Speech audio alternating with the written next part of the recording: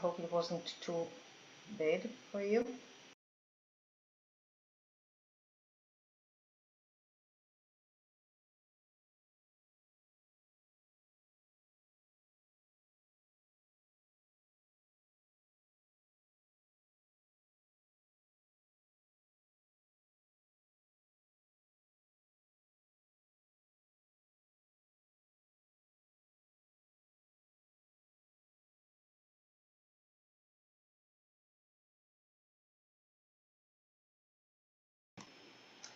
Hello, Geshe. Hi, everybody. I've got some problem with my internet, so if I'm disappearing, sorry about it. Anyway, good to see you all. We had our discussion group until the very last, so for those who entered and heard Hebrew, sorry about it, but it was a discussion group, so it was good anyway. Okay, now are you disappearing? Okay. I just want to say sorry that I put the link for the YouTube channel about the number that you ask, that if someone wants to see it, so there is the link. Great, thank you.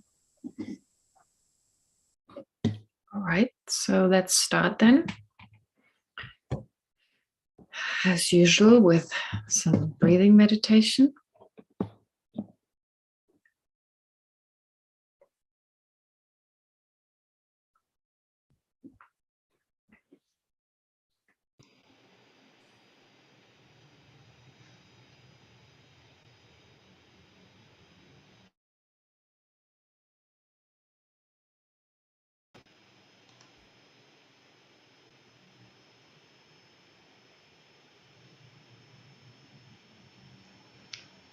Sorry I disappeared, so please, Geshe, thank you so much. And Okay, all right. So let's continue with the breathing.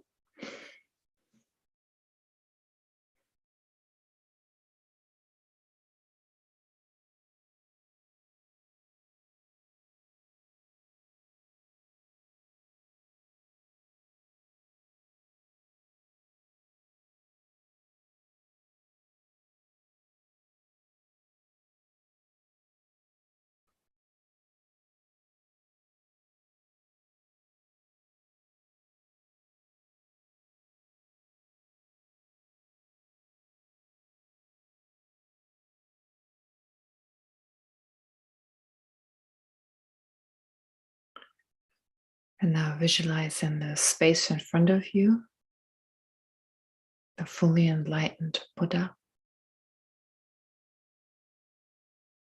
manifesting as a monk.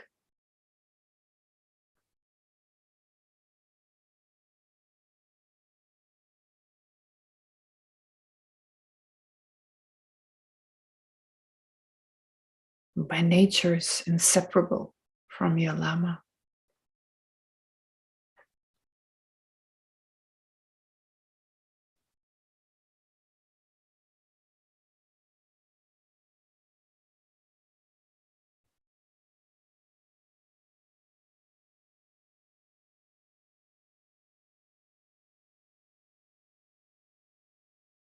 And surrounding the Buddha, the highly realized beings from the different traditions.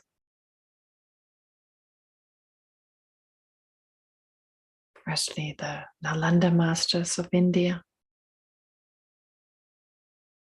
like Nagarjuna, Ayadeva, and so forth.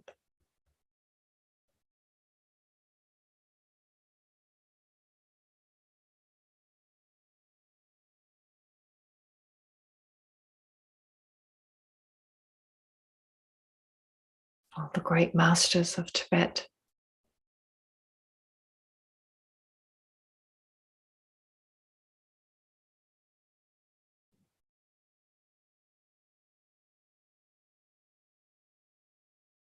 And the realized beings of all the other traditions, different Buddhist traditions in different countries. Visualize that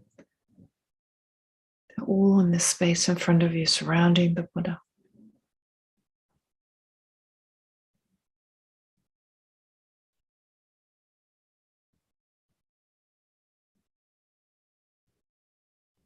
Being inseparable from your Lama.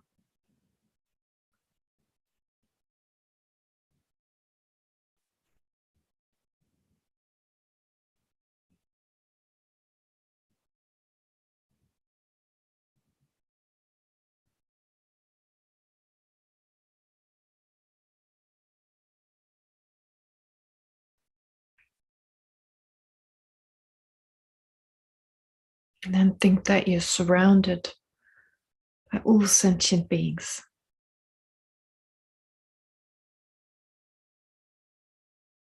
Filling the horizon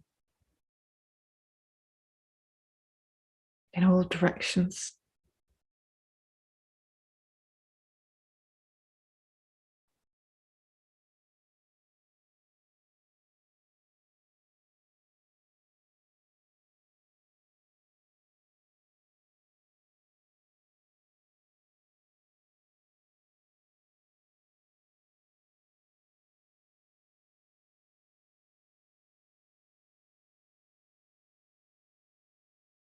And remember that it is due to sentient beings that we experience physical comfort, mental comfort, and they're able to spiritually evolve and transform our mind.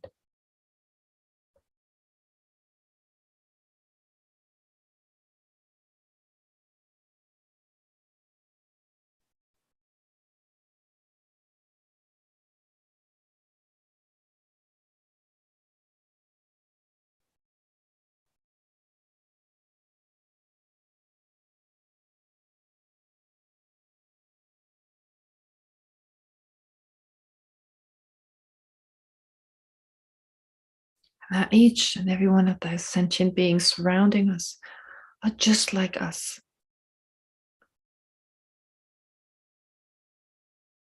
Wanting to be happy and not wanting to suffer.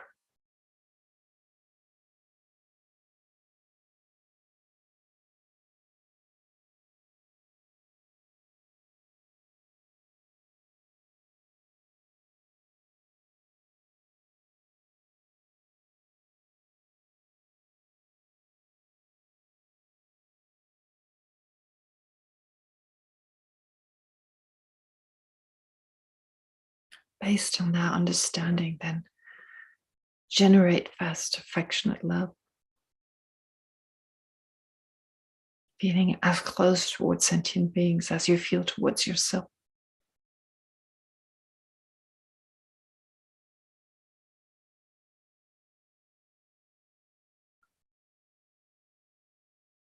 With acceptance and affection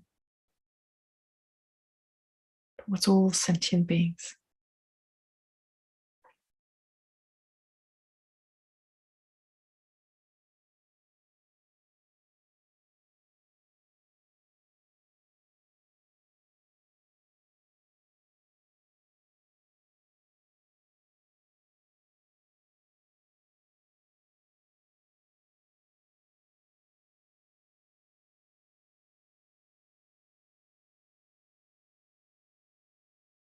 And I'm becoming aware of the endless sufferings of sentient beings, especially their limited existence,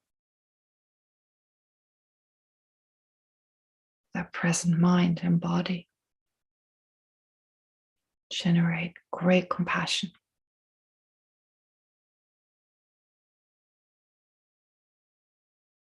The wish for each and every one of them to be free from whatever holds them in samsara.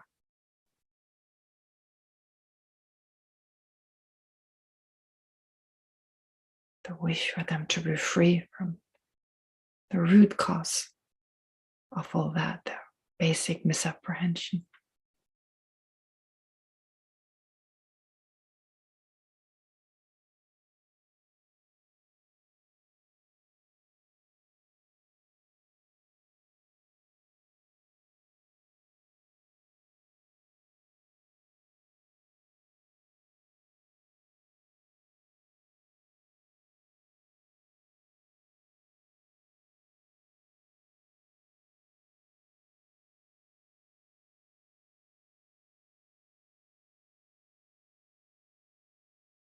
And your great compassion then gives way to a special altruistic attitude.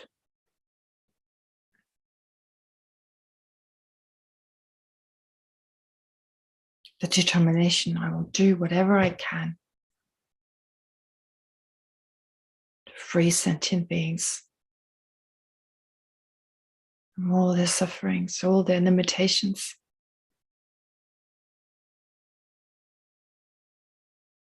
And that which causes those.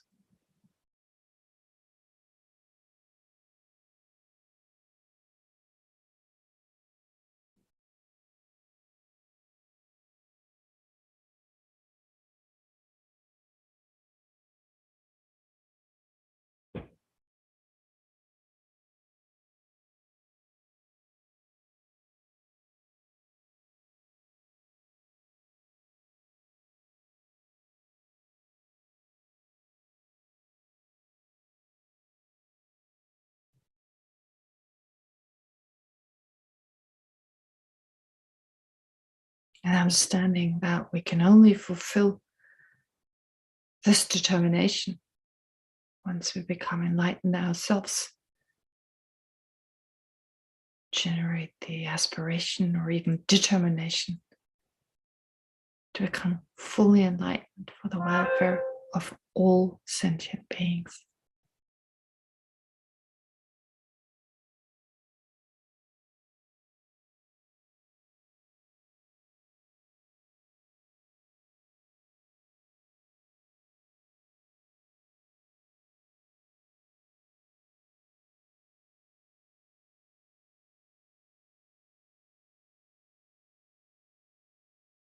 And it is with this motivation, with this mind, that we also continue to study Chandrakirti's work.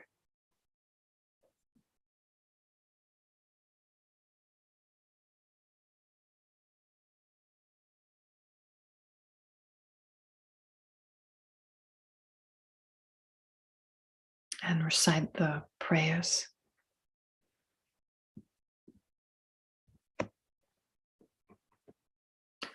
I go for refuge until I'm enlightened to the Buddha, the Dharma, and the Supreme Assembly.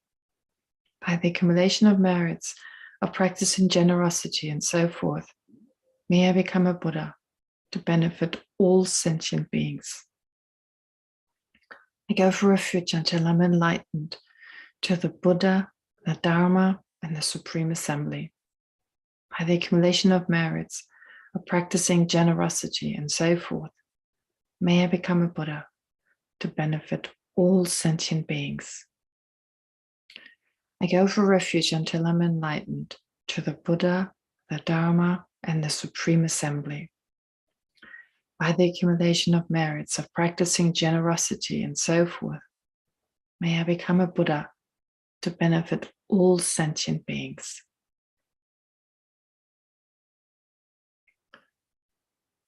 May all sentient beings have happiness and the causes of happiness.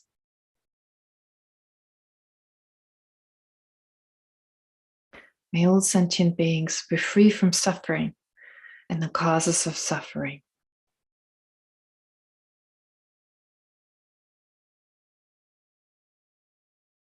May all sentient beings never be separated from happiness that is free from suffering.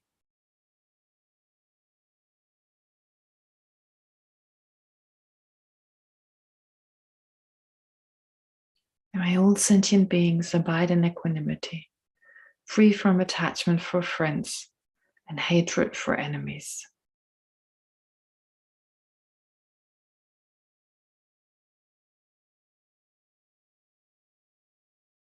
And then direct it at the merit field in the space in front of you. Reverently I prostrate with my body, speech, and mind.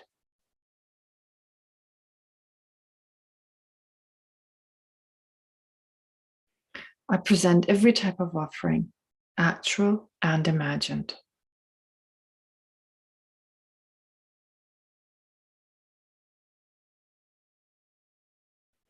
I declare all my negative actions accumulated since beginningless time.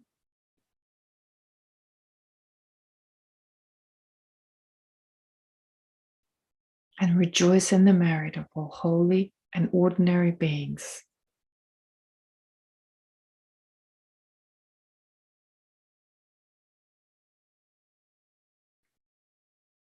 Please remain until the end of cyclic existence.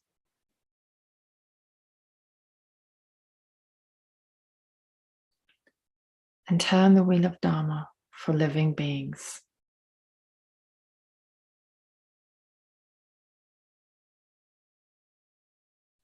I dedicate my own merits and those of others to the great enlightenment.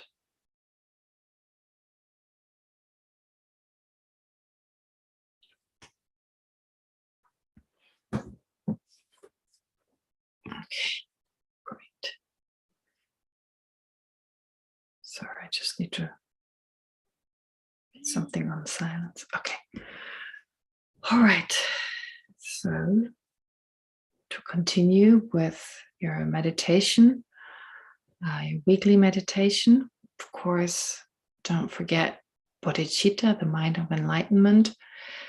If you need to set maybe, well, like a phone or something that reminds you of generating the mind of enlightenment again and again, or maybe just wear something, like maybe put on a special ring, like a bodhicitta ring if you like, or a bracelet, bodhicitta bracelet, that every time you look at it, you're reminded of generating the mind of enlightenment.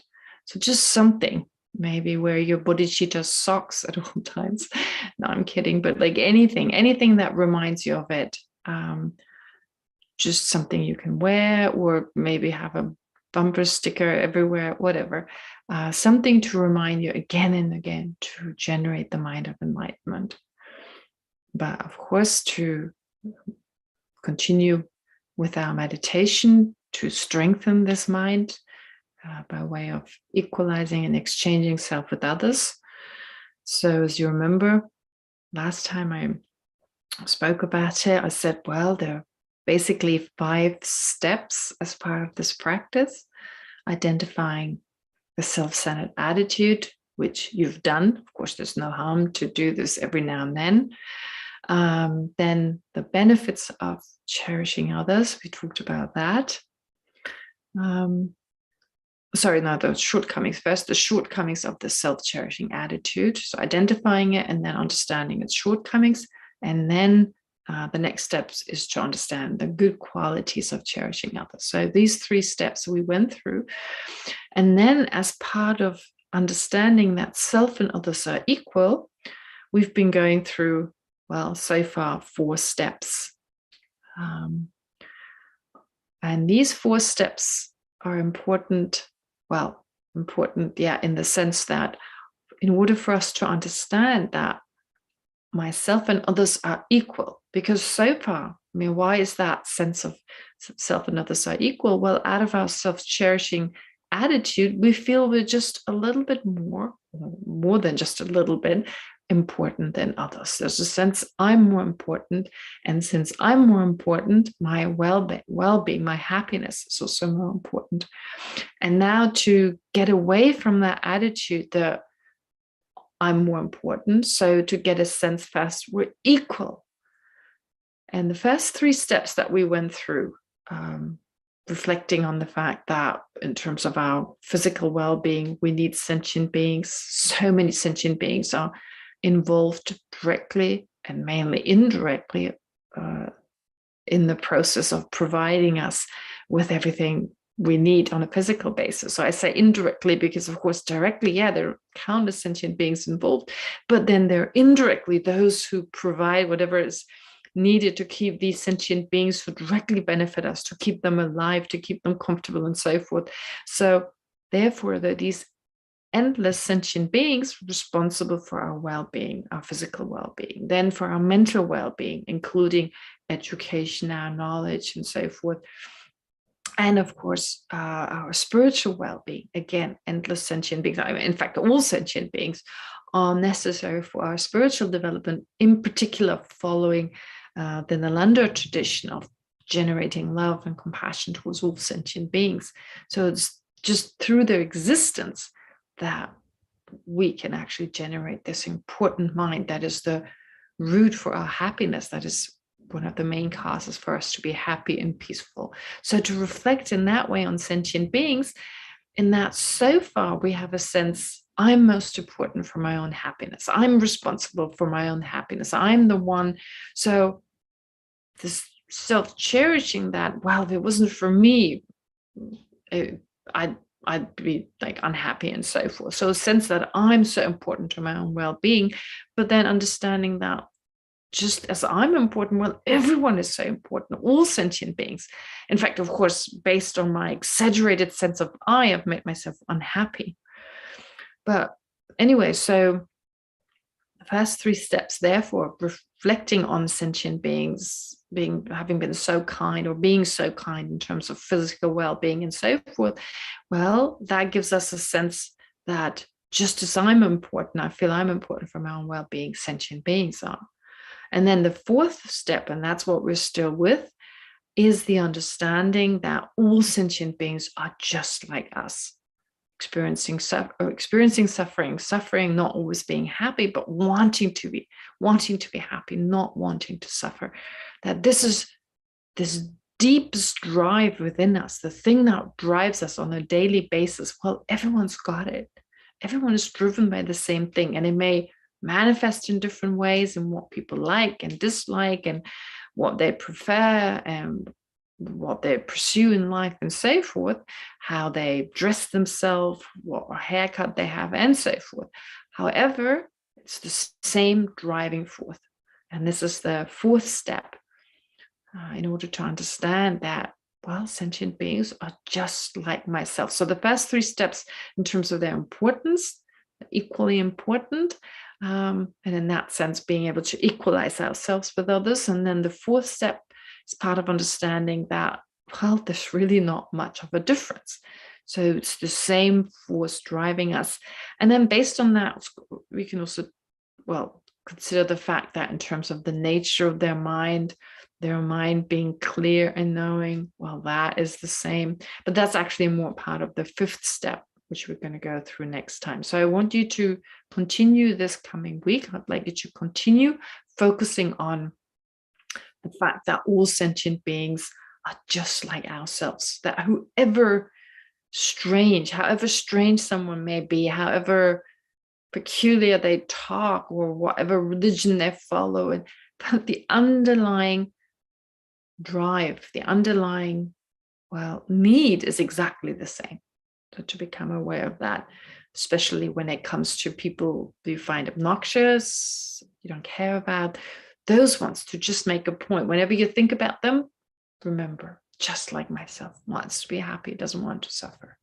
All right, so this way we'll continue with the equalizing part of this particular practice. And as I said before, get a reminder, a bodhicitta pen that you always use, or, well, a ring, a bracelet, whatever, anything. Or maybe just, well, you don't need to put a tattoo, but every morning put a big B on your hand, bodhicitta, right? So just to remind yourself, write it on your hand or whatever. Okay. So, all right, having talked about your practice, now we'll have a question. Jimmy asked 2 questions. Actually, also Varda, she asked, she sent a link, which unfortunately I couldn't open, especially the one on Kindness, Clarity, and Insight by His Holiness, this book that she recommended. And she said, is that relationship between dependent arising and emptiness the same that we discussed before? The relationship, okay, she took around. Is it the same as before? But I don't, yes, Varda, go ahead. I will send you I managed to photograph the pages, and I will send you the PDF. Please and do. Then you can have a look. whatever, Great. okay? Yeah, please do that. And Varda, I don't know, could you please also mention what you mean with the discussion, with the last discussion, what exactly that was? Just put it in a few words that I know what you're referring to. No problem. I'll Great. send you the link. Thank you very much. Sure, thank you. All right, and then there's a question from Jimmy. Well, there are actually 2 questions. Let me just look for it. Okay. So 2 questions. The first question he mentions is about the 4 or the 8 constituents that I mentioned that in our last class. We talked about any kind of physical phenomenon such as a vase is made of the 4 primary elements and the 4 well, if you like, secondary elements, or that which arises from those 4 elements. And he says that his understanding that this is based on the Abhidharma explanation, that it's from the point of view of the mind only. Well, my understanding, well, at least in this tradition, the Abhidharma is based actually on the Satantrika and explaining the Vaibhashika, and in that way saying, well, but kind of indicating which bits are not accepted from the point of view of the Satantrika. So this text, for instance, Abhidharma Kosha, I should say, Vasubandhu's Abhidharma Kosha, for instance, that is from the point of view of the Satantrika. So if he talks about the Abhidharma Kosha, which I think he does, just from, he mentions the Abhidharma Kosha. Anyway, so it's mainly from the point of view of the Satantrika, but does set forth the Vaibhashika in order to refute it. And so it's a great source for understanding these 2 schools. Now, anyway, he mentions mind only, but no, it's not actually, as far as my understanding goes, it's not the mind only school. Anyway, and then he continues on with these 8 constituents, and he explains them from the point of view of the mind only school, which I don't need to mention here, like experiencing the earth element as being solid and so forth. Okay. So he says that he's only familiar with the Theravada Abhidharma. And he seems to remember that His Holiness said that modern Theravada Abhidharma is similar to the Chittamatra. Well, I don't think His Holiness said that. I don't think His Holiness has said. I think what he may have said in this context is that quantum physics. I know His Holiness talks about quantum physics as being similar to the Chittamatra. I'd be surprised that His Holiness would. Anyway, I don't know if His Holiness has said so. I'm not aware of it. That modern Theravada Abhidharma is similar to the Chittamatra. So I don't know. Better to check with someone who knows. But yeah, my understanding is definitely quantum physics. So, but whatever it is, I'm going to explain. I'll briefly go over the few verses we did last time. There was no time last time to summarize them, so I'll do that. And in that context, say maybe a little bit about your question, specifically like these 4 primary elements and 4 secondary elements, but not from the point of view of the Chittamatra, since they're not based on that. But though the Chittamatra school does accept those, except that the Chittamatra school would say, or the mind only school would say, well, they don't exist externally, but that these are still the constituents of a physical object. They do accept physical objects, except they say they don't exist outside of our mind, but as part of our mind, if you like, or are just appearances to our mind. So in that way, the explanation that is given with regard to these 8 constituents, well, that's accepted by all schools within the periphery, within the kind of boundaries of their own views. So they do accept that a vase is made of those 8. However, whether they exist externally or not, well, that's all dependent on the respective view of each school. And then Jimmy continues on with this explanation of mind only. He says, like, so far, he's never heard from anyone giving it a convincing refutation of the mind only view, like refuting it. Because when we accept that the mind itself is not truly existent and then accept the rest, well, why doesn't it work? All right, so it's kind of a long question. Basically, to summarize what he says is like, well, why not just accept the mind only view and take out inherent existence and bring in dependent arising as set forth by the Prasangika school. So he says, there's no real argument that goes against that.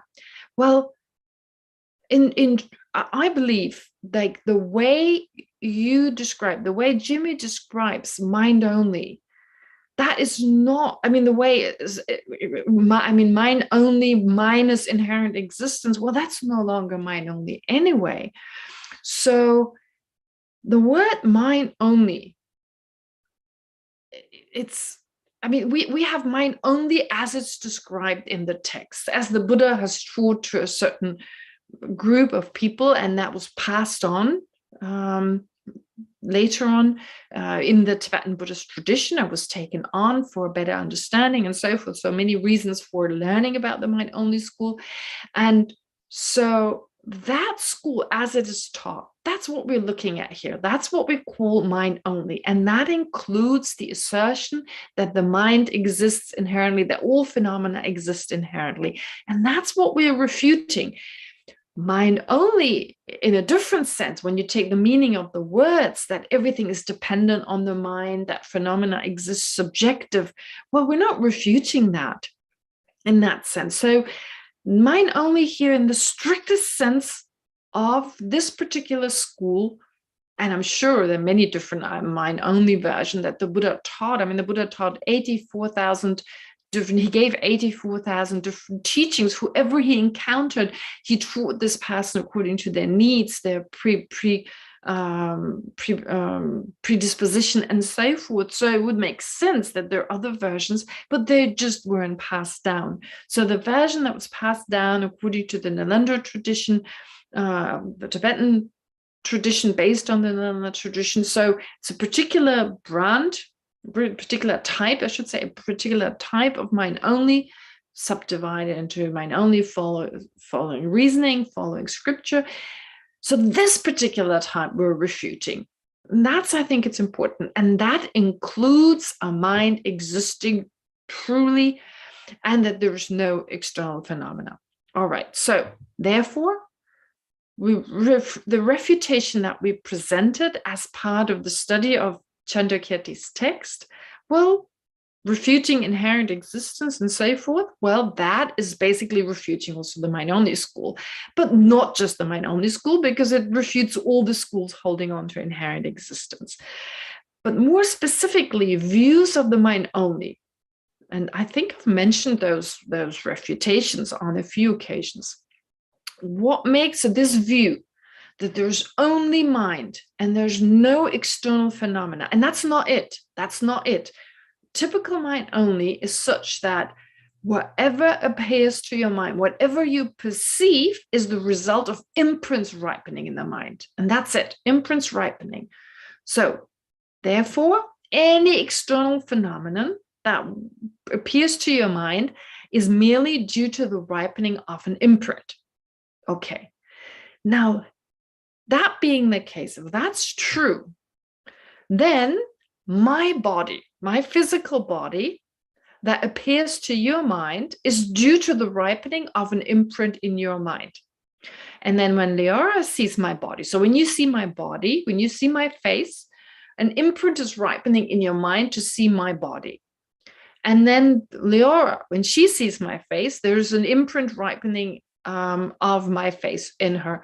And that is true for my own. So if there's no external body, what makes it my body? If they're just these imprints, it's very difficult to explain conventional existence, because what makes it, it's the body that appears to your mind and the body that appears to Leora's and to, I don't know, however many people look at my face.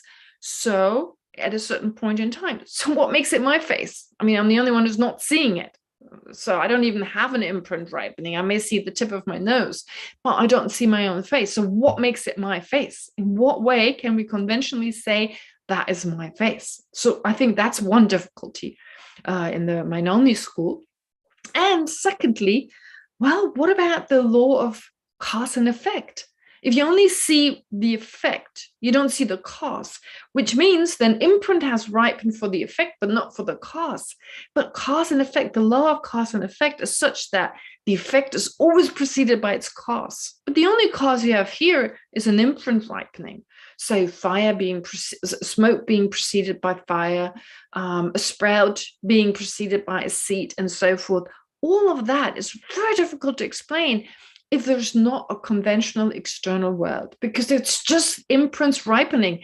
And if it's only ripening in your continuum, for instance, you see smoke, well, there was never an imprint ripening with regard to you, the only person seeing it. So there was no imprint. If you just see the smoke and you've never seen the fire, how can you say it was preceded by fire? It no longer makes sense, because it's just like you're dreaming about smoke, but you just happen not to dream about fire. So how can you say smoke is preceded by fire? And they do accept that in the mind-only school. So that's contradictory. It's just no, it didn't appear to anyone. It can only exist if it appears to the mind, and you still insist it's there. It makes it really difficult. So these are some of the points. These are just some of the points. So just think, the first point I made with my face, for instance, if 10 people dream of my own face, right? And they have this appearance of my own face, what makes it my face if I'm not dreaming of it? I'm not dreaming of it, but you're all dreaming. In that moment, what makes it my face, right? I mean, how can you say it's my face? There's nothing, I mean, they don't talk about labeling in that sense. So, well, they say it's inherently my face, but how do you account for it being mine? I mean, being a face, all right, but being mine. Anyway, so I believe those are difficult aspects of the mind-only school that cannot really be answered, also taking into consideration cause and effect, as I just mentioned. So you're dreaming of smoke, you insist smoke must be preceded. That's what the Chittamatra school does. An effect must be preceded by its cause. They do accept that, like the other schools do. But if you just dream of smoke, like I said, and dream is just the analogy here, of course, but I think the absurdity comes through a little bit stronger. So you dream of smoke, but you don't dream of fire. Well, that smoke is still preceded by fire, but no one perceives it. So I believe that's also difficult to explain. Anyway, so that is the Chittamatra school as presented in this tradition, in the Tibetan Buddhist tradition. And well, these are some of the aspects, I should say, and that's why they're refuted. Anyway, inherent existence, as I already said, an inherently existent mind, giving so much weight to the mind without giving any weight to external phenomena is difficult. Now, Jimmy also mentioned that in this school, they explain that there are no indivisible particles. And yes, that's absolutely true. They do negate indivisible particles, but so do other schools. The Chittamatra school, the mind-only school, is not the only school that says that that there is no smallest particle, in the sense like smallest particle that you can always divide. There's no partless particle, I should say. There's no partless particle. So in the Chittamatra school, they accept that there are no kind of partless particles out there, because they believe there are no phenomena out there anyway. So therefore, the Chittamatra school does refute the existence of partless particles, but so do the other schools as well, for possibly slightly different reasons. You can't have something without parts. That's what the Madhyamika school would say. Anyway. Oh, and then he mentions at the very end something. Anyway, no, there's not enough time. I'll go, because it's quite a long question and I don't want to reach it all. But if I've forgotten something, if I've left something out, and I think I did, this view on why an object and the mind perceiving it have to exist at the same time, according to the Chittamatra school, well, I'll mention it next time. So anyway, Jimmy, if you've got further question, please go ahead and ask. Okay. That's it. Those were the questions, and then we can continue with the text. Let me just check, what time is it? Yeah, okay.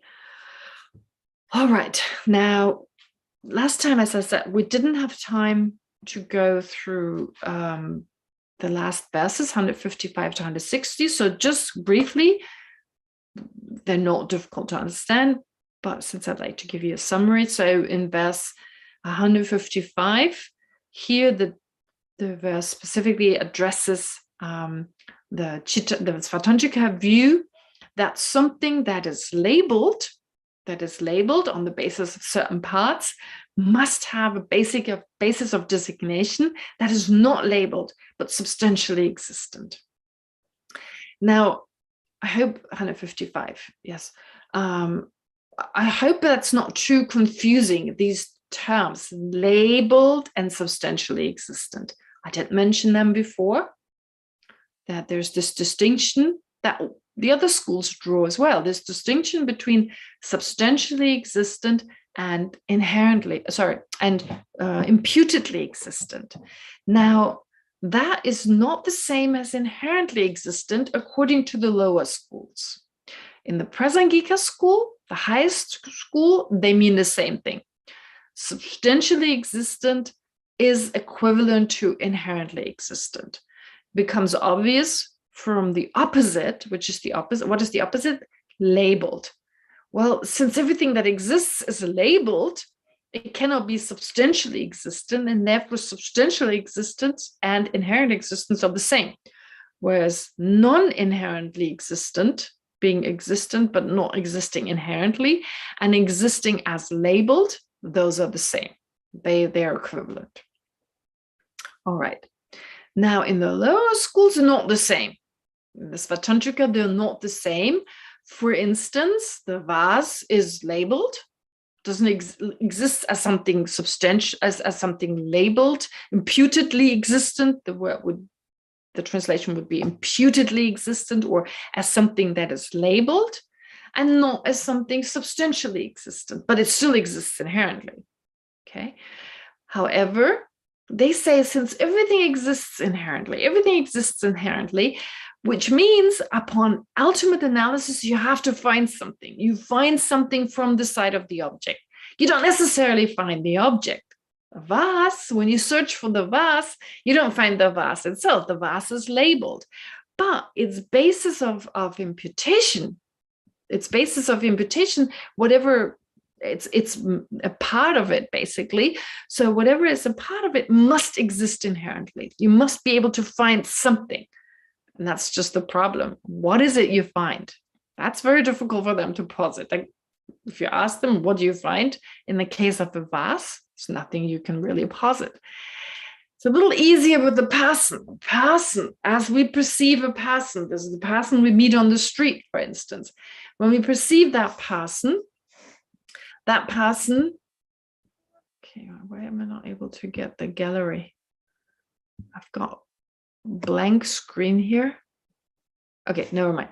Okay, now I got the text again. Yeah, that's good. So anyway, with regard to a person we meet on the street, that person is labeled, is imputed. But when we look for something because that person exists inherently, so we need to find some essence when we look for the person, and that is the mental consciousness.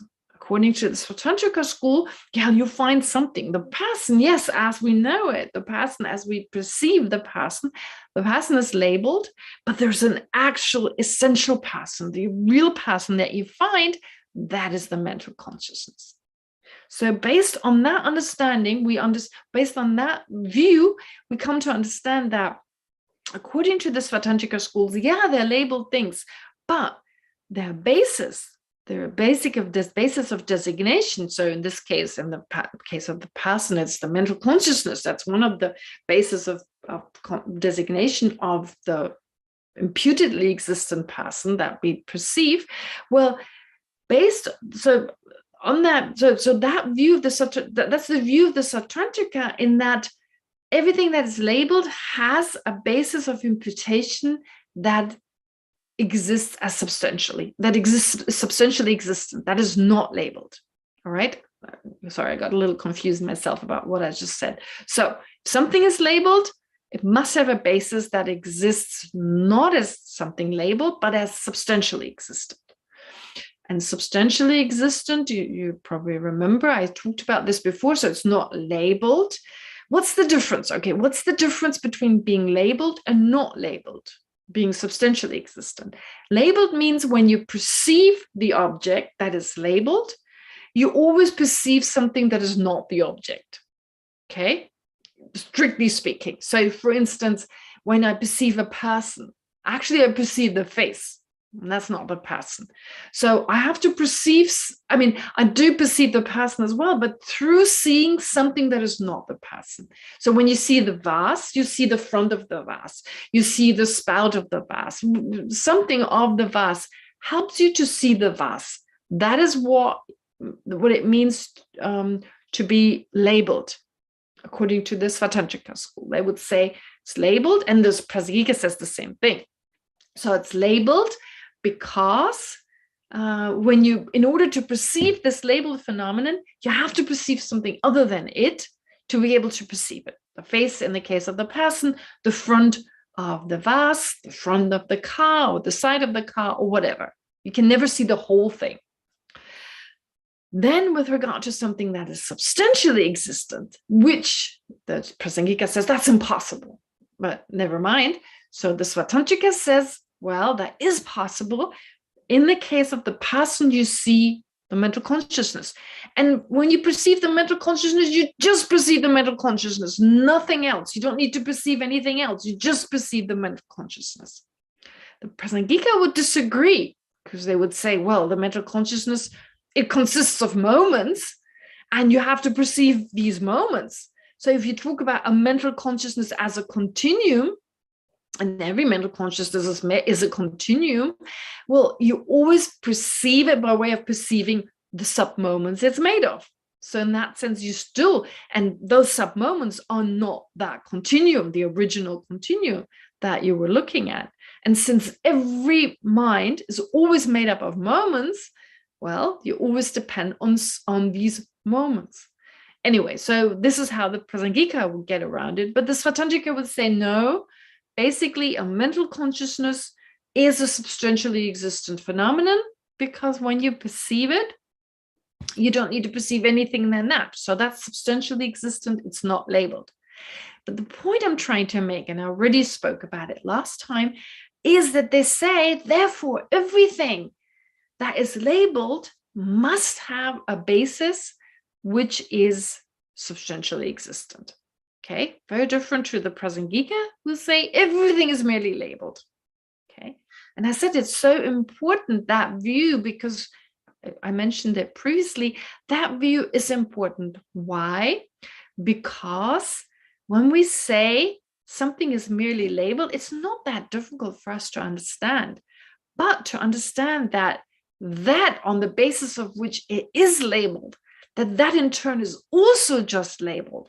And then the basis of interpretation of that is also just labeled, and you never find anything. If you really go through the whole meditation again and again, and you never find anything, well, initially that's definitely quite irritating or disconcerting, possibly, that you don't find anything there. So how could anything exist? And we may fall into the extreme of nihilism. And in order to not fall into that extreme, well, we go through the Svatantrika school first, where they say, yes, phenomena are labeled, certain things are labeled, but you always find something solidly there. There's always something, or solid in the sense, substantially existent there. And that's the difference. All right. Now, having given you that explanation, I've said it before, but it's important to understand this as part of understanding Madhyamika philosophy. Now, having said so, all the previous, everything that came before verse 155 had to do with analyzing exactly what is it we can find? What is it? What is the essence of something that, well, except for the Prasangika school, they all accept something that you can find if you engage in ultimate analysis. So what makes the car the car? What is the actual essence of the car? What is it that you find? Here, the car being the analogy that is used in order then, of course, to correlate it to the self. Now, the car, or the chariot in this case. So with regard to the car, is the collection of the car or not? We had that discussion. And also the shape, the unique shape of the car. So if you come to the conclusion that it is the unique shape, somehow Chandrakirti decides, well, let's assume it's the shape. It's the last of those possibilities. So having come to this last extreme, well, previously we have already established that this shape is actually labeled on the basis of the shape of a collection, right? Of each of the shape of each of the parts. So each of the parts that make up the collection, based on that, we label shape. And if the Svatantrika were to say, yes, what you find, because they have to posit something, some essence that you find when you find a car, because they're insisting so much, yeah, the car is labeled, but you need to find something. So if they say you find the shape, but the shape is also labeled, and then you have the problem. It's labeled on the basis of the collection. And the collection, since it's a collection, and the Svatantrika says a collection of things, like a forest, for instance, well, that is labeled. Okay, so therefore, they have a problem here. They're actually contradicting themselves, because they're saying, well, the shape is labeled on something that's also labeled, which in turn is also labeled. So can you not, basically Chandrakirti is saying, well, let it go, right? In the end here, so given that collection has no reality for you, you're saying it's labeled, the shape you mean cannot be that of the collection. It actually cannot be, because that would also be labeled. So you can't say, and previously that was the kind of conclusion we've come to, and assuming that the Svatantrika asserted that. So how can, according to you, a shape be defined on the basis of something utterly unreal? All right, so that was verse 155. That's how we got to that verse. And then extending the reasoning to other things. So just as you met here in the case of the chariot, well, it's true also, therefore, well, that things are labeled on the basis of something labeled. That's what we're saying from the beginning. We, the Madhyamikas, we're saying that right from the beginning. So therefore, when you take cause and effect and so forth, they're also just labeled. So this is true for all phenomena. And then it goes on to say in 157, in verse 157, well, therefore to say that a vase, the claim that the vase, when you perceive a vase, really what you perceive the constituents is like a real form, these 8 constituents, as the commentaries would then say, it's the real form, that is really the vase. Well, again, that's not what we assert. That's not true, because the vase is just labeled on the basis of that. So here the text is not saying that you don't need to perceive parts of the vase. Yes, you do, but that's not the vase. The vase itself is just labeled on the basis of those parts. And yeah, so these 8 constituents, as Jimmy also asked about them, well, the vase is made of it, or constitutes or comprises these 8 constituents. So it's made of 4 elements. I said they're more qualities rather than real earth, such as we think of it, or real water, or it's more on a subtler level. Of course, it does contain water, certain, well, H2O and so forth, but really these 8 constituents, the 4 primary elements, if you like, so the 4 primary elements, they actually more refer to certain characteristics, such as solidity, the characteristic of cohesion, that the parts of the vase stick together, they remain together. Then maturity, so a certain temperature that's also necessary for these phenomena to stay together. If it was too cold, it would just, well, fall apart at some point. And then, of course, space, winds, like first energy, winds, so that allows for expansion. Then you have the 5th element. You could add to that there's empty space. Of course, you need lots of empty space just within the atoms and so forth. You have so much empty space. And of course, then due to these elements, you have other aspects. It has a side. It has a visual aspect. The vase has a visual aspect. The vase has a smell. The vase has a taste. If you were to taste it, I mean, if you were to lick it, and it has tangibility. So those 4.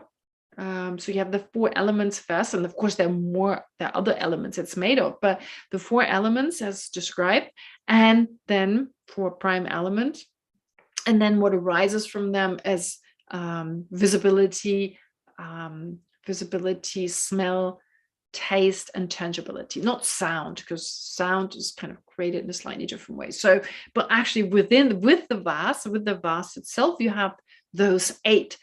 And that's just another way of saying it's made up of atoms. That's just the ancient ways based on the Abhidharma explanations. So what are the constituents of a vase? And as Jimmy said, well, in the Chitta, in the mind-only school, yeah, that's just how you experience the vase. That is true. But the thing is, certain explanations, such as the 8 constituents, they're accepted by all the schools, but in a certain way, of course, depending on their views. So this is more addressing more Jimmy's question, that the 8 constituents is no problem to assert it's made of parts, but then in each school, depending on their actual views, their unique views, they explain what these 8 constituents mean, whether they're merely labeled according to the Prasangika school, or whether they're merely perceived by the mind according to the Chittamatra school, but they would all agree the vase is made of those constituents. Okay, anyway, sorry, that was just part of his question. And anyway, to continue with 157, so therefore he's basically saying, Chandrakirti is saying, well, the vase, it seems the vase is really its constituents, but it's not. It's labeled on the basis of those.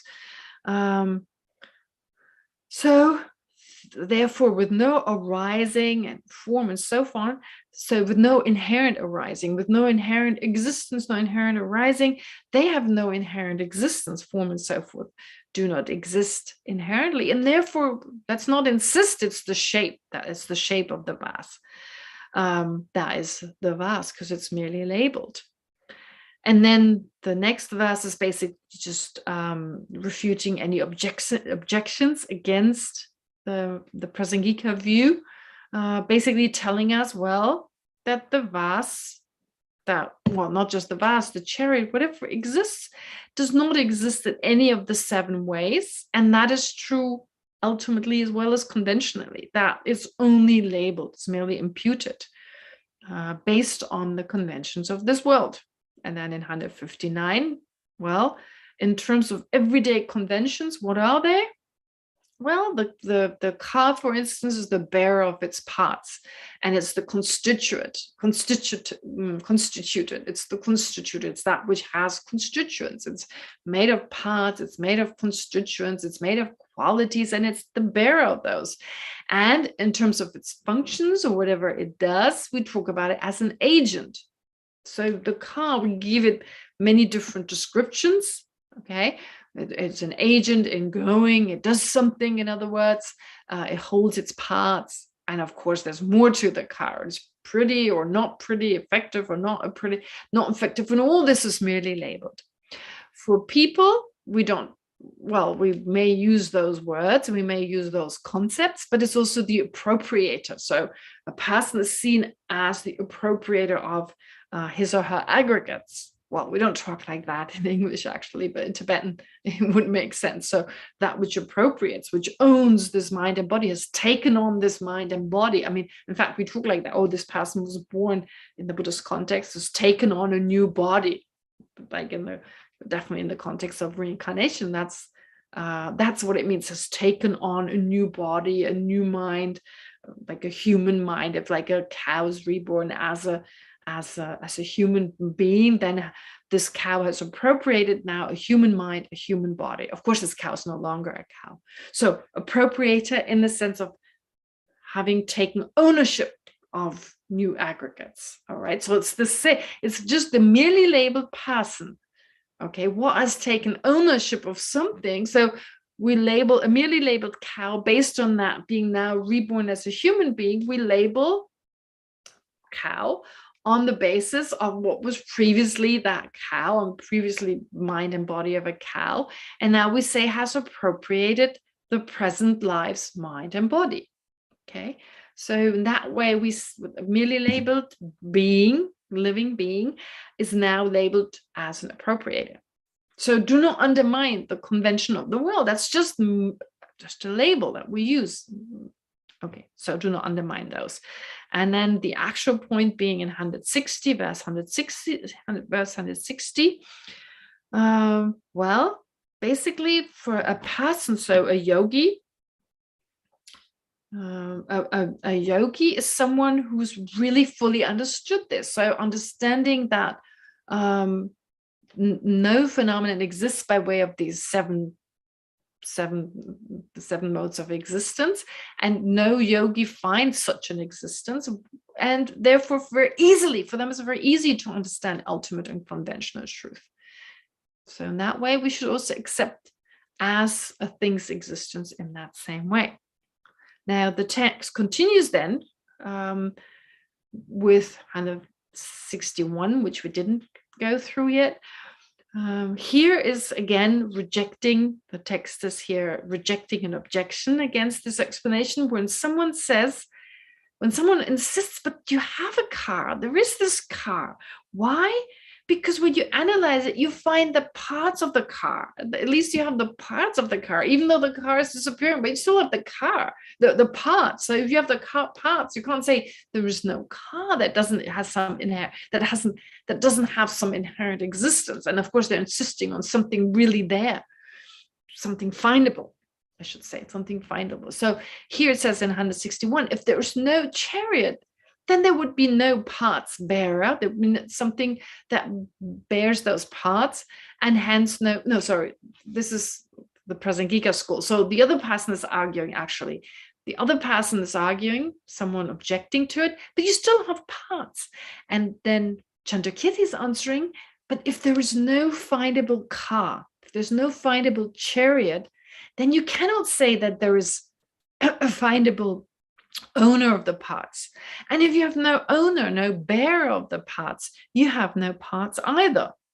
Okay, so even if you disassemble a car, if you disassemble it into different bits and pieces, you really don't have, and this becomes clear also from the commentary, like Lama Tsongkhapa's commentary, well, if you take it apart, you really don't have car parts. We call them that, right? We call them that, but that's actually not a correct labeling. If you take apart the car, yes, early on, before you took it apart, you had a car and you had car parts that the car was made of, no problem. But the moment you take it apart, it is no longer a basis of imputation for the car. You take it apart, you can no longer call it a car. And if that is not a car, its parts are also not car parts, because you can't have car parts because without a whole, W-H-O-L-E, a whole, that owns, if you like, or that bears those parts. Okay. And then this beautiful analysis, just as when the car is burned, no parts remain. When the fire of wisdom burns the bearer, parts are burned too. So when you burn an inherent bearer, then inherent parts are burned too. Or if you don't talk about inherent existence, even on a conventional level, if you have no bearer of the parts, if you use fire as the analogy, if you burn a car, you burn its parts, right? So basically, totally burn it. Let's say it's totally burned. So if you totally burn a car, you totally burn its parts. So similarly, if there's no car any longer, once you take it apart, you have no car parts. And that shows that the car is merely labeled and the car parts are merely labeled. So you can take it either way, talk about the car being disassembled, the conventional car, but you can also talk about it from the point of view of an inherent car. If you don't have an inherent car, you can't have inherently existent parts. So addressing the Svatantrika, who still insists, well, yeah, the car is labeled, but you have real parts. But if you see that the car is just labeled and doesn't exist substantially, well, then its parts cannot exist substantially either. Therefore, the car doesn't exist inherently because nothing is findable. All right. So I hope this is a little clear. It is a little bit complicated, especially since each of the school explains the terminology a little different, like substantially existent being not the same as inherently existent versus the Prasangika saying they're the same. So it's a little difficult sometimes switching back and forth, but I hope you know what I mean. Okay, so therefore 161 is basically telling us if you have no intrinsically existent car, you have no intrinsically existent parts of a car, and you have no inherently existent car parts either. And if then someone says, if you then go, well, how about taking apart the chariot? Do you still have the taking apart the car? Well, again, same thing. If you don't have a car, you don't have car parts. And then it goes on to say, gives the analogy of the chariot burning and so forth. All right, so that's 161. It's best if you read Lama Tsongkhapa's commentary on this, then it becomes a little clearer. So not to get too confused. All right, then verse 162 now correlates the chariot to the self. Of course, we've already done that many times, but here the text especially or stresses this particular correlation, saying, well, anything in the world, whatever is known to the world, well, it exists in that same way as the car. So therefore, the person is included similarly through being known to the world. The I is known to the world. We talk about ourselves as I, another person also as a self, a person, another person, and so forth. So whether you call it I or another person, well, in any case, they're known to the world. And how do phenomena exist? In dependence on the aggregates and dependence on the elements. And here you could talk about the 6 elements, as in like the 4 primary elements, earth, water, fire, and wind, plus space, plus the consciousness element. All right. So whether you speak of a person being made of the 5 aggregates, that's one way of describing the parts. They can just be classified or categorized in different ways. The parts that make up a person. You may categorize the parts that make up a person into aggregates. You may categorize them into elements, the 6 elements.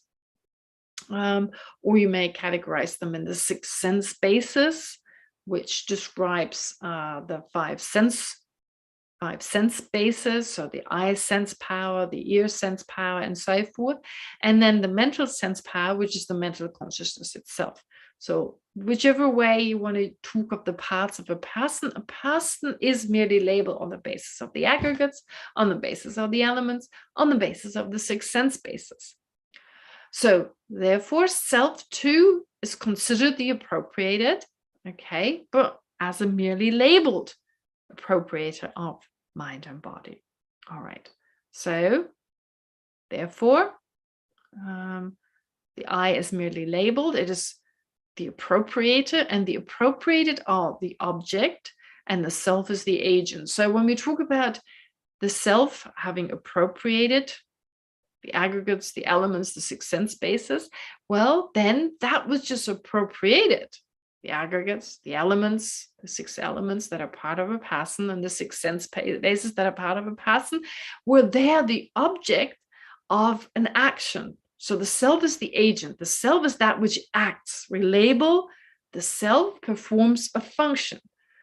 And the object of that function are the 5 aggregates, as in like, that's what's acting really. So that's what's actually, in the sense, that which is being acted with, let's put it that way. So the aggregates are that which the person acts with. So in that sense, they're the object and the self is the agent. You can see it that way, but can, of course, also say, well, the aggregates themselves, actually, they're that which acts, and we label this acting on the basis of the self. There's just different perspectives of looking at it. So for instance, when we say I meditate, I say the agent, the meditating agent, or that which is doing the meditation, is the self. But really what it does, or what is really meditating, is the mind. But you could also label based on, so that I is meditating, and it's meditating with its mind. That also works. We can use that language, and that's also correct to say that the person is meditating using his or her mind. That's also correct, right? So if there's a merely labeled I, which is not just labeled as the I, but it's also labeled as that which is meditating using his or her mind. That's correct to say. And it's just as correct to say, well, the I is meditating because the mind is meditating. So from that perspective, the mind is the agent as well as the self. But like I said, you can put it this way or that way. And as to the convention, as per the conventions of the world, that's not incorrect. All right. Okay. That's verse 162, therefore. So being known in the world, independence on its parts, where they call them aggregates, elements, or six sense bases. So the elements, like I said, the four primary elements plus space and consciousness, six sense bases, the five sense faculties, plus the mental consciousness. Of course, there's more to a person than those, but those are just important parts of the person. And based on that, we label a person. And we also label the person to be the appropriator of those, having taken those on and owning those, and the appropriated as the object and the self doing something with it. Okay, that's all accepted in the world. And so having understood this, having understood that this is how the I exists, how the self exists, having understood that, there are certain other wrong views that we may hold that are eliminated likewise by this view. Okay, so 163, that it describes other benefits of understanding that the self is merely labeled, dependently labeled, and that it helps us to overcome the view that the self is the view that the self doesn't change, is immutable, for instance, or is inherently changeable, and so forth. Now, before I talk about those, just a brief reminder, I briefly talked about it last time, about the basic misapprehension. We talk about the root view of reality, or the root misapprehension, the root ignorance. I spoke about it, mentioning that it has certain characteristics. First of all, the characteristic I mentioned last time is that it's not just a non-knowing. It's not just a mind that simply doesn't know. No, it's a mind that is diametrically opposed to what's actually there. That's important to understand. And not just that, it's an innate mind. It's a mind we were born with. It's not an acquired mind. So the root of everything, that which we have to tackle, is a mind that has been with us since the beginning of this time. It was not acquired. We have other versions of misapprehensions that are intellectually acquired throughout our life, and that when we die, they disappear. The imprints are left, but they themselves disappear. We're not naturally born with the same views again in our next life. So therefore, the root ignorance is a mind which is innate, we're born with it, plus it's diametrically opposed to reality. And there's another characteristic it has. Usually we distinguish with regard to ignorance or a wrong mind, a mistaken, or I should say a wrong mind. We distinguish between a mind that it's diametrically opposed. So it's not just a non-knowing mind, but a diametrically opposed mind, a mind that perceives the exact opposite of what's there, can be of two types.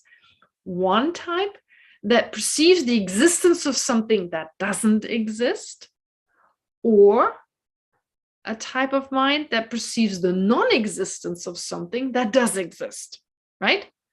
A mind, in both cases, the mind is opposed to reality. It perceives exactly the opposite of a certain aspect of reality.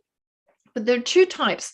If you perceive something that does not exist to exist, then you're, of course, the exact opposite. Something that doesn't exist, you perceive it to be existent. You're having a wrong view that is diametrically opposed to reality. But the other possibility would not be that you perceive something which does not exist to exist, but the other way around. You perceive something that does exist to not exist. right? Something that actually does exist in reality. If you perceive the opposite, it doesn't exist. Okay, and here again, the root misapprehension of reality is a mind that does not deny the existence of that which does exist. That innate mind does not perceive something which does exist to be non-existent. No, it does the opposite. It perceives something which does not exist to exist. It adds, right? It adds inherent existence. Phenomena have never existed inherently, but it perceives them to be inherently existent. It does not perceive that dependent arising doesn't exist, as an example. It doesn't perceive that at all. If that would be the consequence if that mind were correct, but it doesn't perceive that. The mind in itself adds to conventional existence. It adds to it. That's why when we talk about emptiness, we're so concerned with refuting, getting rid of what is extra, right? Because we're so good at adding things, making things more solid and so forth. Anyway, I just wanted to stress that again, that these are the three characteristics of this innate, this root ignorance. Number one, what was number one? Number one, it's not just an unknowing mind. It's not just an unknown. No, it's innate. First of all, we're born with it. Secondly, it's not just an unknowing mind. It's diametrically opposed to what is there. And thirdly, it adds. In other words, it perceives something to exist while it does not exist. It does not. This does not deny the existence of something that does exist. Okay. But from that basic root misapprehension, secondary views arise.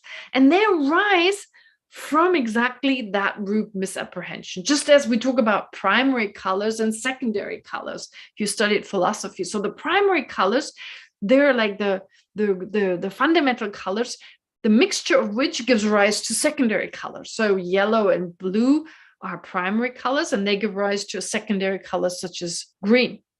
Similarly, here you have primary, you have the root misapprehension, and you have secondary misapprehension, and they all arise from that root apprehension. So the view that things which are actually impermanent, seeing them as permanent, and so forth. So those are described in 163. And we have so many wrong views, so many of them. I mentioned just merely not knowing that phenomena are dependently arisen. So here it talks about phenomena not being, there's a spelling mistake, I believe. In the first line it says, self does not exist as inherently existent, so it is not immutable. Okay, it's not immutable means unchanging, so the self is changing, therefore it's not unchanging. Nor is it not mutable. The not should, that's not correct, because you're saying, but nor it is not mutable, you're saying the same as before. Nor is it not mutable, or am I wrong? So it is not immutable. It should actually be, it is not immutable and it is not mutable. Yeah, it's not inherently mutable. In the commentary, it tells us here the mutable refers to not inherently mutable. It does not arise, does not inherently arise or inherently disintegrate. It possesses no attributes like impermanence and so on. Yeah. So here in the commentary it says, nor is it inherently mutable. So either it means it is not immutable and it's not inherently not mutable, or, well, anyway, in the commentary, if you look at the illuminating the intent, the translation of Lama Tsongkhapa's commentary, it doesn't have that. It says, nor is it mutable. It says, nor is it mutable. It doesn't have the nor is it not mutable. So I believe this not is extra. Anyway, got no time to go through these exact explanations here. We'll do it next time. Yes, okay. I was going to do 5 verses, but yeah, well, there's a lot to explain. I hope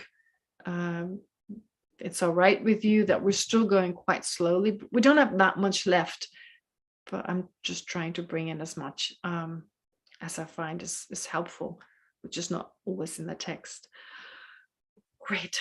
All right, now that's it for today. Oh, let me then summarize this much time I need to take. So after the summary of the verses up to 160, then we talked about 162, where it's actually rejecting an objection by another person, someone saying, well, insisting, of course, that the mere collection of a car, for instance, that exists inherently. And in response to that, well, if there's no chariot, if there's no car, no inherent car or no car, then you can't talk about a part bear, and therefore you have no part. So you can't insist that if you understand that the car is merely labeled, doesn't exist inherently, then that must be true for its parts too. And then, of course, there's also someone saying, well, but you can still have those parts. They can still be there. You can take apart a car and still be left with the parts. And then in response to that, well, no, if you take so it's really like insisting even if the car doesn't exist inherently, but its parts do, well, even in everyday life, if you take apart a car, you don't have car parts. We talk about the car parts, but they're not really car parts, because in order to have car parts, you need to have a car. And so then the analogy is given of when the car burns, when the car is destroyed, its parts are destroyed either. So you can't talk of them in any separate way. And that is true here, of course, not just for the car.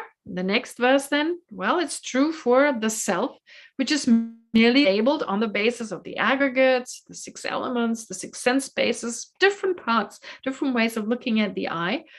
And the I is considered to be the bearer of these parts, the appropriator of these parts. And we can think of it as like the self is the agent that does something with the aggregates, as like using the aggregates as an object. That is a way we can think of the I. And then verse 163, based on that, and just briefly, well, understanding the root or the underlying concept of the self not existing inherently, being merely designated, helps us to overcome also other views that were briefly mentioned, and I didn't go into them. All right, that should do it for today. And now we'll do some meditation. And as always, try to let go of any disturbing thoughts, any confusion that may have arisen. Just let it go and focus on your breath.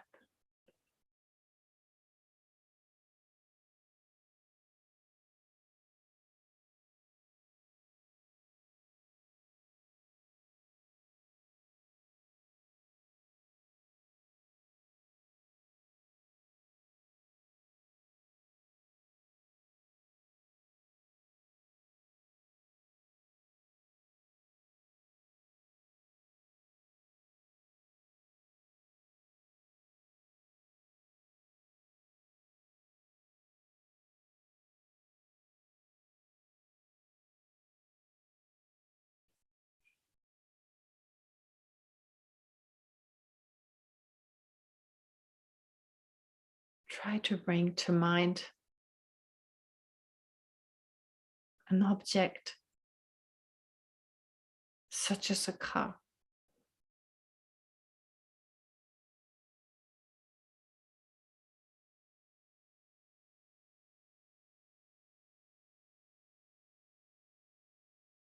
And get a sense for how it appears to your mind.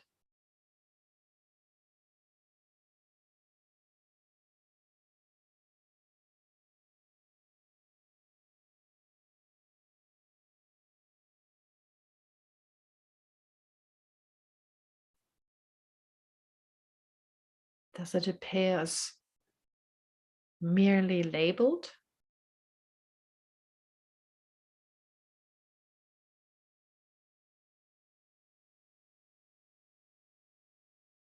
Or as having some type of carness?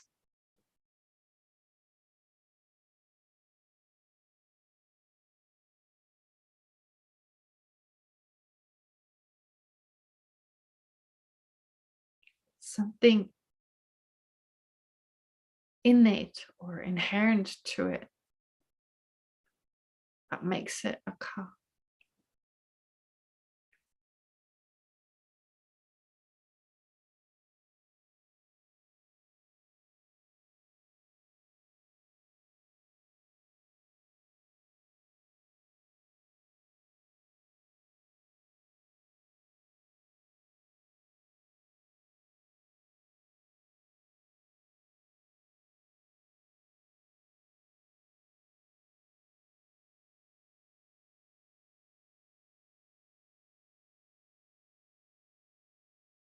Having done a lot of analysis,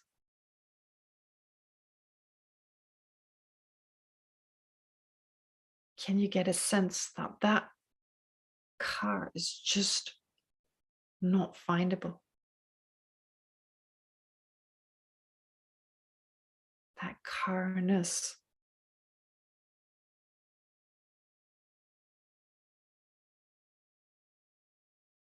cannot be found within its parts, nor outside of its parts.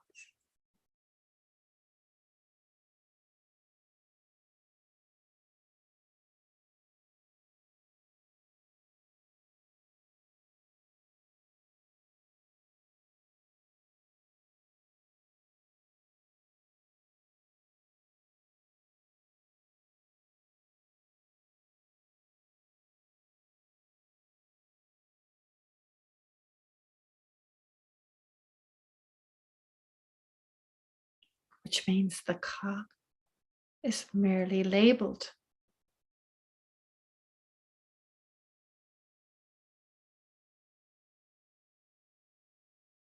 We just think car on the basis of its parts.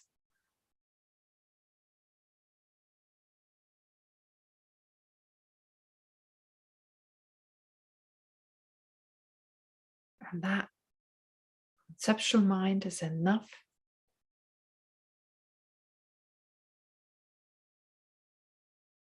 to say it's conventionally a car.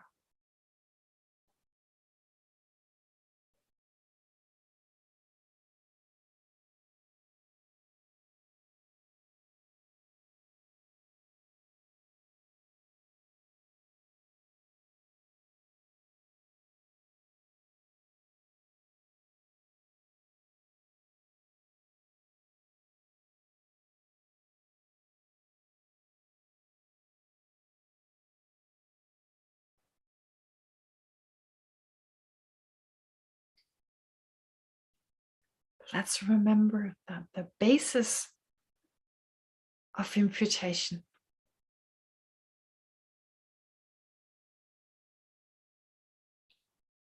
that its parts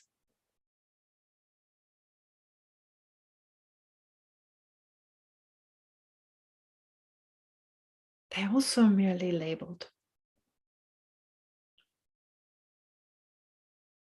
on the basis of their respective parts.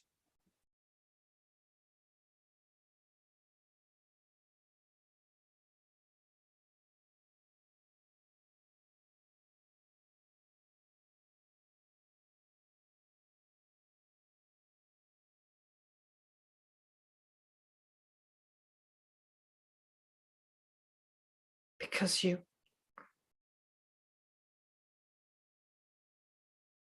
can't have car parts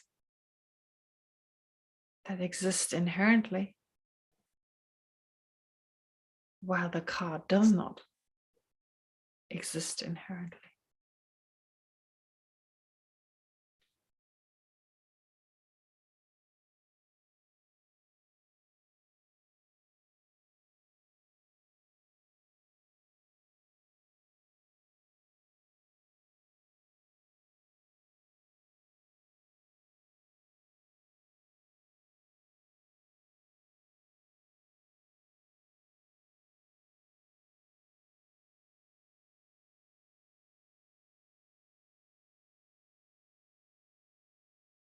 You may argue,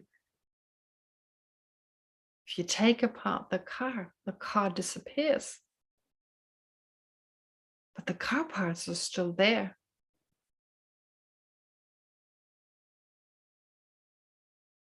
And thus the car parts must truly exist.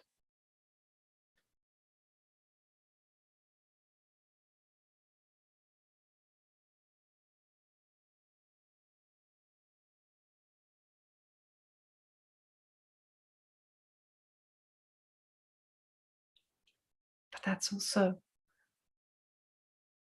not correct, because if you take apart a car, you no longer have car parts.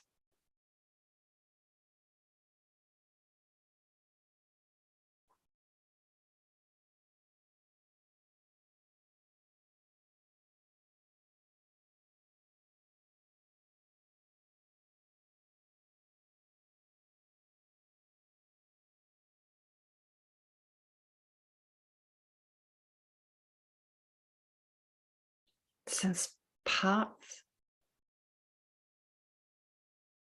are labeled on a part bearer,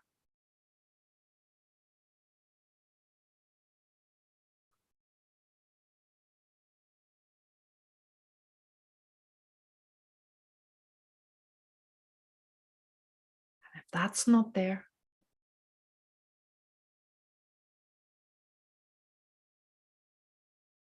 there can't be parts of that phenomenon.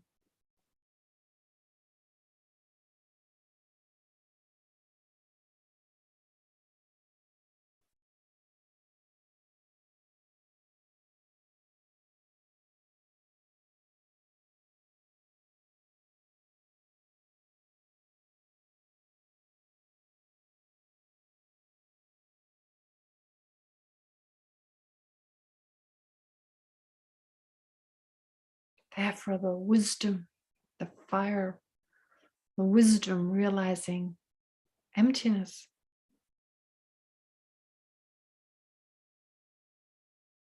burns away the inherent existence of the car and the inherent existence of all its parts.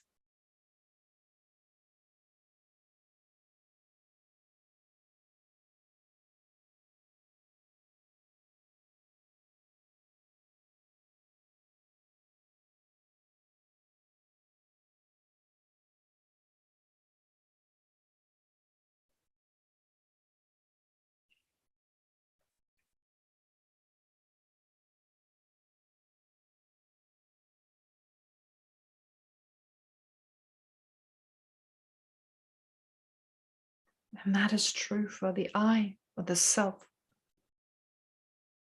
as well.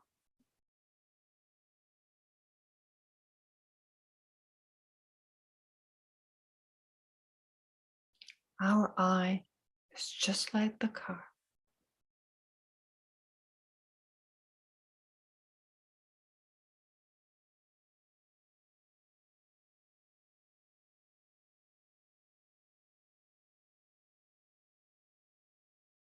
It may seem more important, more precious,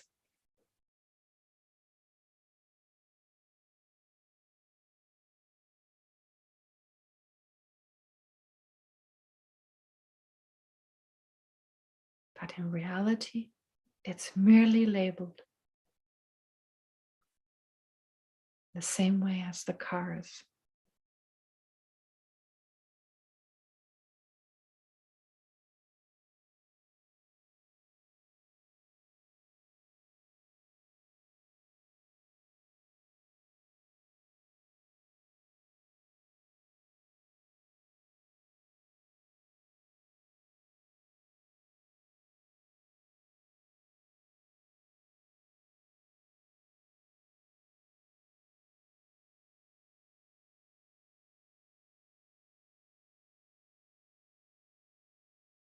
There are different ways to think of ourselves.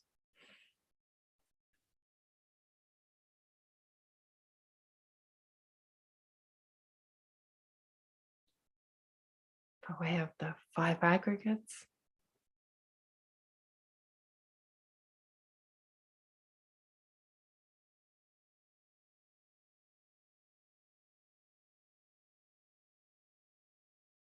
The body, the aggregate of feeling, discrimination,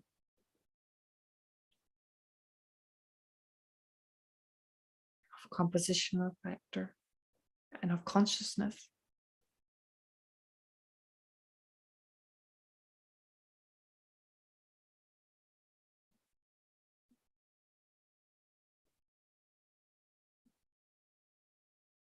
We may think of the I as comprised of earth element, water element, fire element, wind element, space element, and consciousness.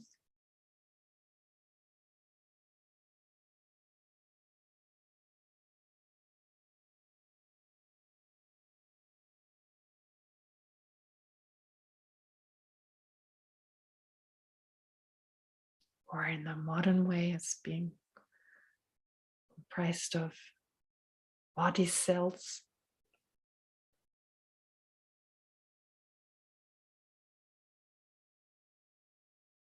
brain cells, and consciousness.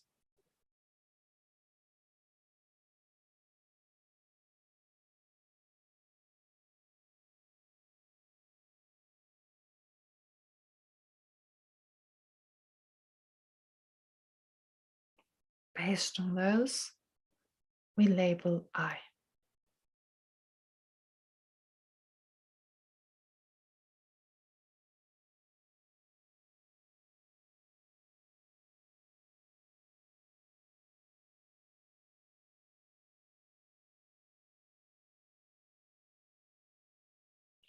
We label appropriator of mind and body.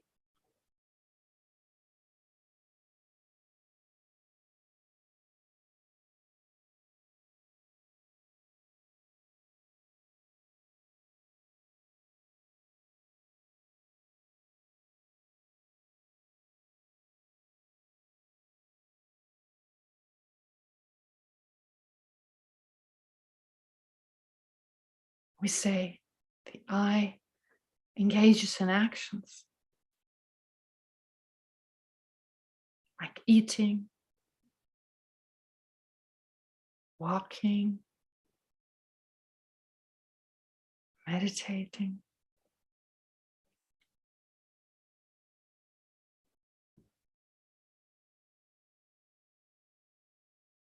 utilizing mind and body as an object.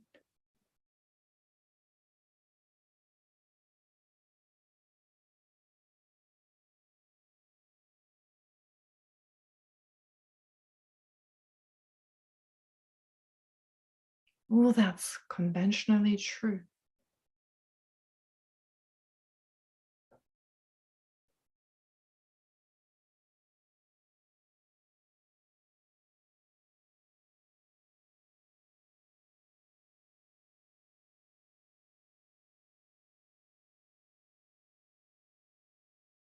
For it's correct to label the I in that way.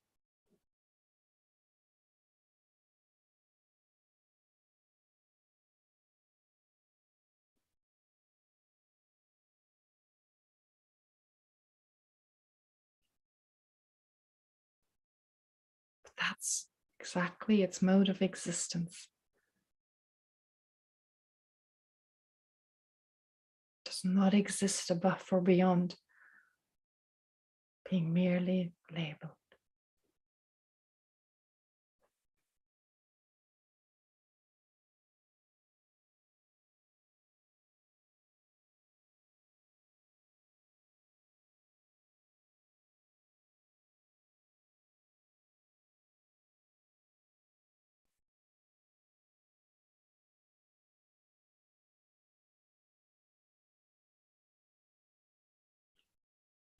Now, to conclude, this analysis, apply single pointed meditation on whichever insight you've gained and focus on that for a few moments.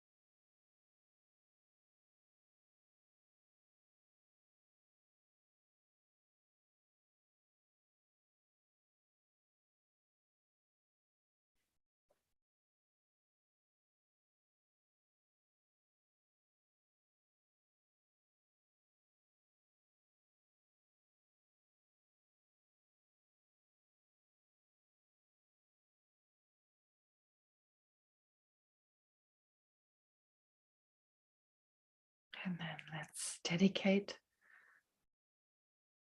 all the positive potential we've accumulated today. Let's dedicate it towards our own enlightenment.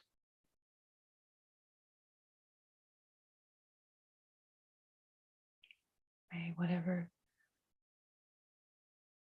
we've learned today through listening, reflecting, and meditating, may this become a cause for us to become fully enlightened for the welfare of all sentient beings.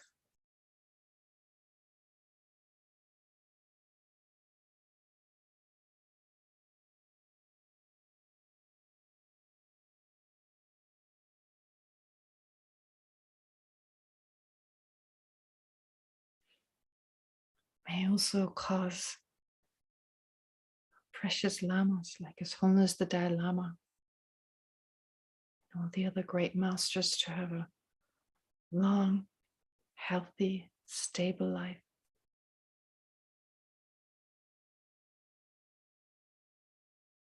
So that they may continue to turn the wheel of Dharma.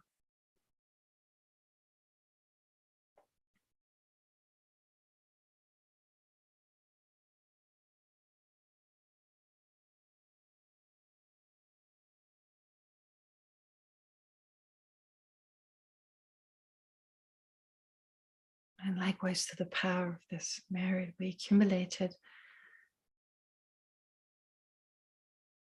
may help people right now, other living beings right here and right now, to cope better with their everyday challenges and problems.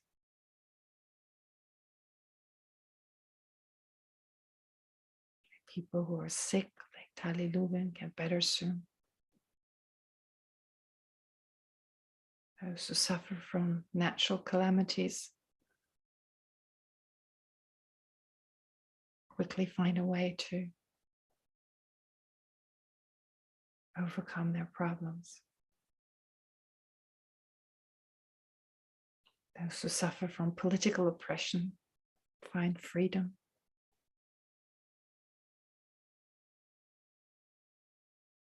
And of course, the way Shantideva describes it.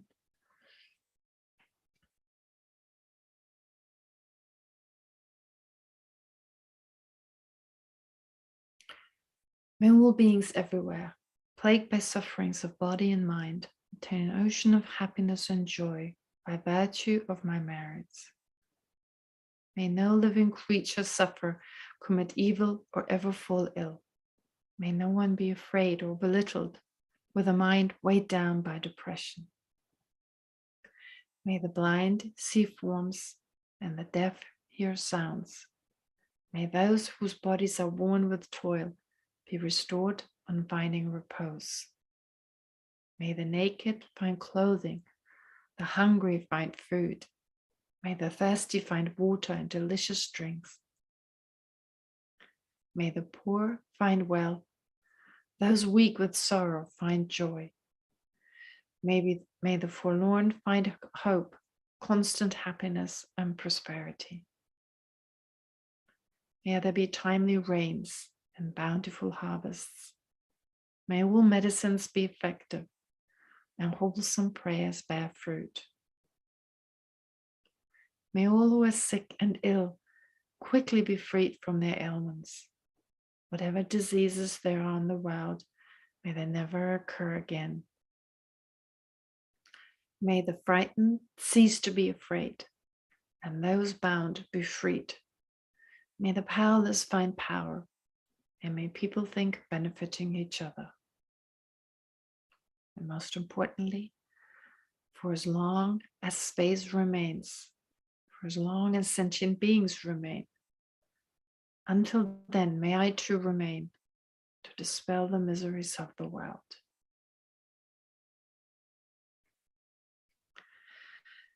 All right, thank you very much. What time is it? Oh, not too bad. So please remember what I said for this coming week. Don't forget, continuously with the mind of enlightenment, continue to focus on the fact sentient beings are just like ourselves, wanting to be happy, not wanting to suffer. And of course, try to remember emptiness as much as you can.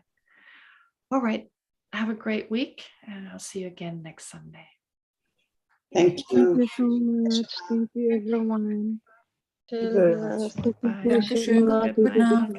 Good night. Good night. Gute Nacht. Bye-bye. Bye bye. Thank you. Thank you.